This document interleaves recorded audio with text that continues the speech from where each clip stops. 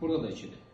Bunların bir xətt üstündə olanların hamısının ağırlıqları bir-birinə bərabərdirsə, burada gördüyümüz kvadrat dairə yanında 2-dir. Əgər biz kvadrat dairə görürüksə, kvadrat dairə olan tərəfə baxmalıyıq. Bunların ağırlıqları cəmi, bunların ağırlıqları cəminə bərabərdir. Yəni 3 dənə kvadrat, 1 dənə dairə bərabərdir. 1 dairə, 1 kvadrat və 2-yə. 1 dairə soldan, 1 dairə sağdan, 1 kvadrat soldan, 1 kvadrat sağdan siləndə 2 kvadrat 2-yə bərabərsə, kvadrat 1-ə bərabər olmalıdır. Kvadrat 1-dirsə, burada da 1-dir. Onda kvadrat burada da 1 olacaq.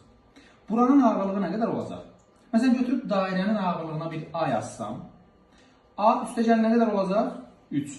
Bura A plus 3-dürsə, burada A plus 3 deyilmi? Başqa dairə harada var? Baxın burada. Bunların da yerinə gətirib A yazsam, buranın ağırlığı nə qədərdir? 3A plus 1. Razısınız? Burada 3A plus 1. Amma bizə lazım olan nədir? Bunu bura gətirəcək. A plus 3 ilə A plus 3 bizə verəcək 2A plus 6. Biz dedik ki, bir xətt üstündə olanların hamısının ağırlıqları bir-birinə bərabər olmalıdır. Yəni, burada 2A plus 6-dır. Həm də 3A plus 1-dir. Deməli, 2A plus 6-nı bərabər eləmək lazımdır nəyə? 3A plus 1-ə. 3A-dan 2A-sını çıxsaq 1-ə bərabərdir. 6-dan 1-ini çıxsaq 5 qalacaq. Əgər A 5-dirsə, gətirib burada A-nın yerinə 5 yazan kimi buranın ağırlığı olacaq 8. Onda buranın da ağırlığı 8-dir. Bu 8-dirsə, yarıya bölsək 4, 4 düşəcək. Bunları artıq silə bilərik.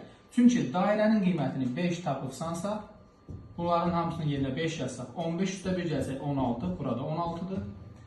Baxırıq bura, burada romb 4-dür, dairə 5-dirsə, ümumi ağırlıq 10-dur. 16-dan 10-unu çıxanda 6 qalacaq.